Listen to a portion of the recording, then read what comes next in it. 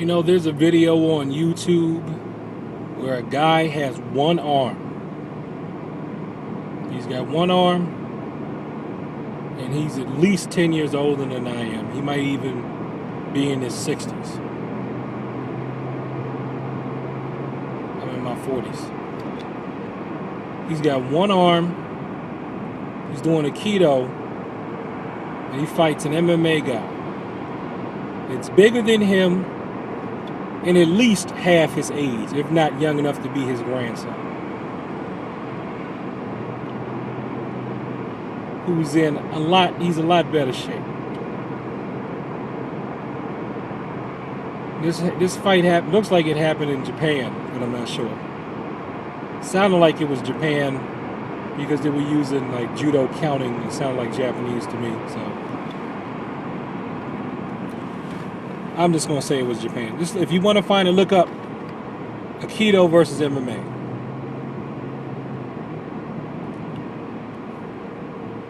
Now, people that want to use YouTube as the ultimate proof of what works and what doesn't.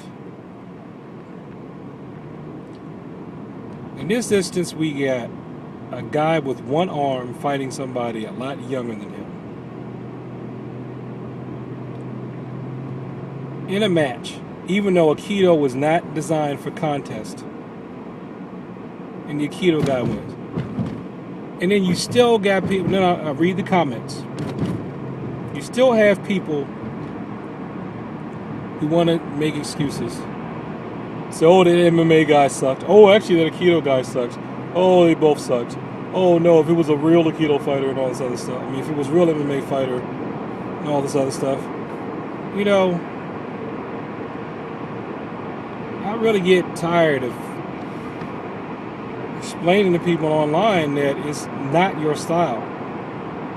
It's going to decide how well you do in a competition or in a real fight. It's you. You know what? I don't even blame the teachers anymore. A lot of people say it's who your teacher is. You know what? I'm going to even stop saying that. I'm going to say it's you. It's up to you. Because you know what? If you're any good and you have a bad teacher, you'll figure out that you'll have a bad teacher and you'll find good teachers.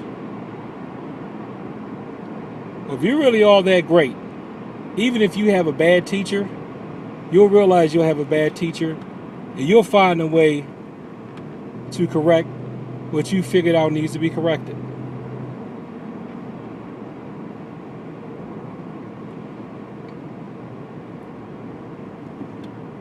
Let's say you have a bad teacher or a bad school, or it's a bad training method.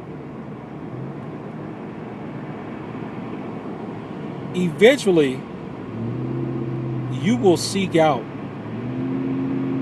to correct whatever deficiencies that you have or you feel you have in what you know in your martial arts. I say your martial art because ultimately, if you hang around martial arts long enough, ultimately you're doing Jeet Kune Do. And that means that ultimately, now that you're learning what Bruce Lee taught, you're learning what Bruce Lee suggested, which is to explore the martial arts and figure out what works for you. You know what works for you, you know what don't. Use what works for you, you don't use what don't. Even if you manage to just stay in one style, or just one or two styles. Even if you major in one style, you get the 7th, 8th, 9th degree, you know in that style what techniques work for you, what techniques don't. So you're still doing the same thing. If you can do every technique in the syllabus, well, that's because you worked at that. You're adapting yourself and everything so that every technique in the syllabus for your style works for you. That's still Jeet Kune Do in a sense. Because you found that everything was in that system was useful for you, and you absorbed it. That's great. I think what really just irritates me are these people who think that because they take mixed martial arts, that everything else is worthless. Everything else. even though there wouldn't be any mixed martial arts without the arts they consider to be traditional. The only thing that ever irritated me more was when traditional martial artists, before there was MMA, traditional martial artists used to look down, not all of them, mind you, by any means, just a vocal minority, would look down on any other style and say that it was worthless. Which is ridiculous. See, I didn't need television to tell me to cross-train. I needed books to tell me to cross-train.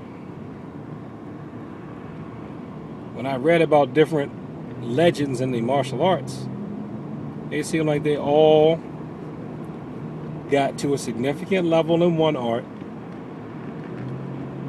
and then they got to a significant, or maybe not as high, but still significant level in another art. I mean, when I was a teenager, this was way before there was any mention of MMA in the world. We're talking the 80s.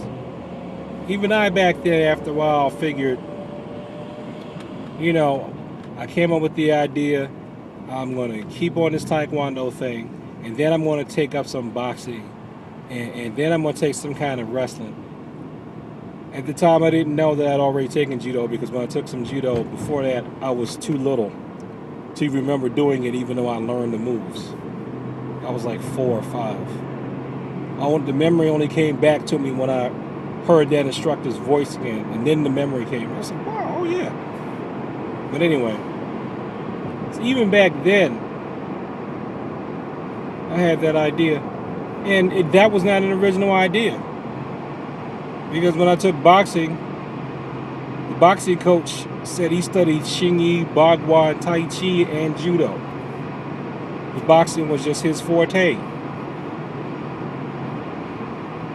So, and he wasn't a cage fighter. He had been a professional boxer.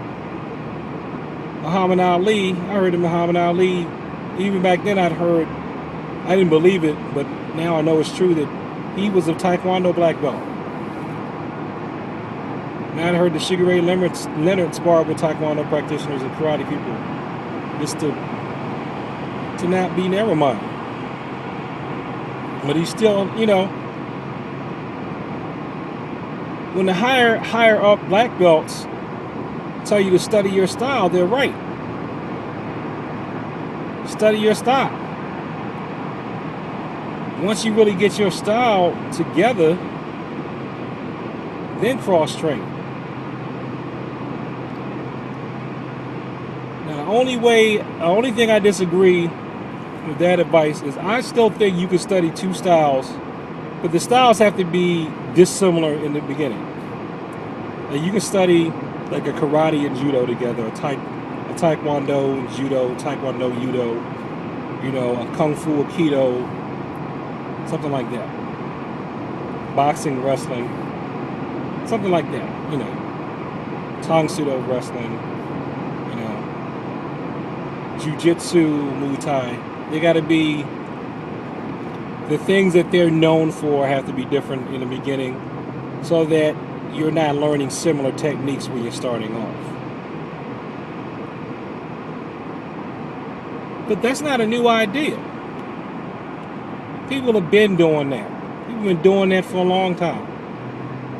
It's just these guys, and it's not even pro MMA fighters that do it. It's people that aren't pro MMA fighters. And even one of the biggest bashers of traditional martial artists, Joe Rogan is not a professional fighter. You don't hear the pro fighters bashing traditional martial arts. You hear these amateurs and these people with an elitist mindset doing it. So I was really starting to think that, man, maybe I just don't like MMA.